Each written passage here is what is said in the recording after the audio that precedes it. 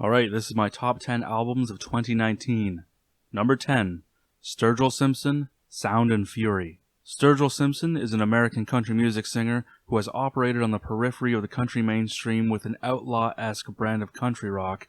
Think a modern Waylon Jennings. His last album included a horn section borrowed from soul music as well as alternative rock.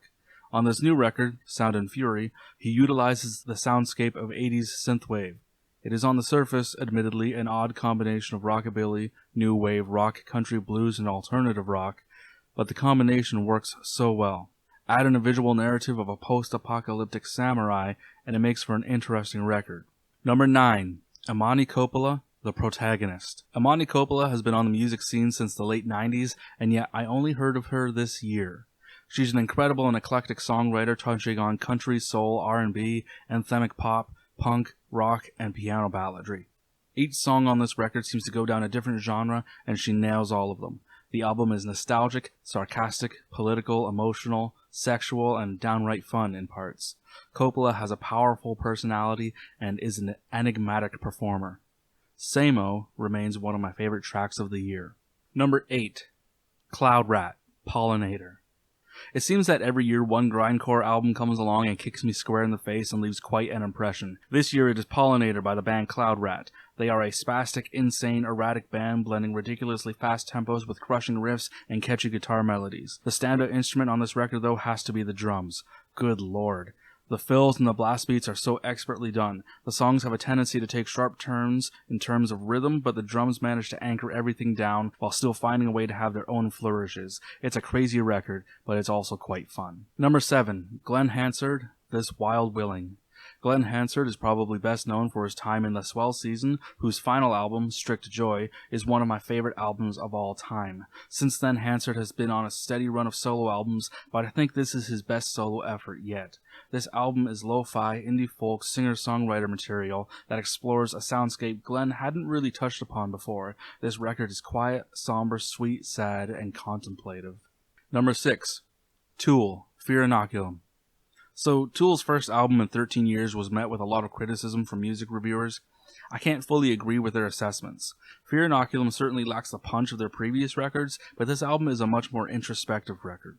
They're not angry young men anymore, they're over middle-aged and looking at a world through more mature eyes, and this strikes me as exactly the kind of music you would write in that scenario. The more I listened to this record, the more it grew on me, and I assume a lot of people will look back on this album in years to come and realize it is better than they thought. One thing about this record that is, in a word, bad, is the inclusion of those 3 short instrumental tracks on the digital version of the record. They add nothing to the album, and they interrupt the flow of the music in a very unpleasant way. So stick with the physical copy track listing, and you'll be good to go. It is much more streamlined and enjoyable. Number 5, Windswept, The Onlooker. Windswept is a Ukrainian black metal band which serves as the side project of most of the band members from another Ukrainian black metal band, Drudk. This album does an amazing job at getting across a sense of despondency with its suffocating production and grim soundscape. It sounds like the color gray weighing down upon you. I want to describe the record as barren, but not in a musical sense, more in the emotional landscape it puts the listener in. It's cold, it's desolate, it's isolating, it's amazing. Number 4, Nick Cave and the Bad Seeds, Ghosteen. I like Nick Cave when he's more quiet and contemplative, and his last 3 albums have been exactly that. Ghosteen offers a look into what it means to be strong and have hope, to keep going despite terrible circumstances. The soundscape of this record is minimal yet lush, sweet yet somber, sorrowful yet hopeful. Nick has the ability to be an absolute rock and roll icon, but he also knows when those tendencies need to be dialed back, and he does so brilliantly on this record. This might be a tough one to listen to emotionally, but it is a tremendous artistic statement. Number 3, Kevin Hearn, Calm and Sense. Kevin Hearn, multi-instrumentalist for Bare Naked Ladies, has come through with an absolutely spellbinding solo record. The music on Common Sense is steeped in acoustic instrumentation, but also makes smart use of electronic instruments as well. The entire record seems like nature and technology trying to strike a balance and find harmony with each other. The melodies on this album are memorable and haunting. They stay with me for days on end after each listen. There's something quite stoic and ancient about the sound Hearn has crafted here. It's magnificent. Number 2, Bluetooth Nord, Hallucinogen. Luteus Nord are an atmospheric black metal band from France who are known for changing up their sound and style every few records. Hallucinogen sees the band exploring a much more cosmic vibe. The music on this record is bold, instilling a sense of vastness and wonder in the listener. The album cover is such an appropriate representation of the sound, living hallucinogenic mushrooms reaching high toward the light of the Milky Way galaxy. This record is epic and, in a way, transcendental. I float away while listening to this. It's spectacular in a way that I would even recommend it to folks who don't typically listen to metal music. There's something special going on here. Number 1, Malibu Ken, Malibu Ken. Malibu Ken is the collaboration between producer Tobacco and rapper Aesop Rock. Tobacco has these tracks washed out with shimmering, trippy synths that, while retaining minimalism, are transforming constantly and give each song a warped and ethereal trajectory.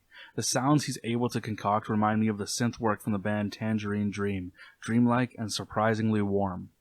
Of course, the music serves as the foundation for Aesop Rock, my favorite rapper of all time, to weave his twisted tales, earnest inner monologues, and impressive vocabulary. Ace touches on themes of isolation, being an outsider, solitude, and tells a couple odd stories about death. The wonderful thing about Aesop Rock is his ability to compose masterfully intricate rhyming patterns and phrases that tell a cohesive and compelling story while also drawing deeper meaning out of each and every aspect of these tales. Every song has layers and every song has insanely quotable lyrics, with the lines about keeping oneself deliberately isolated so as to be comfortable resonating with me the most. This is a hip-hop record made for people who don't like to go outdoors. Thank you for listening. My name is Jeremy. This has been Strange Radios. Stranger, adios.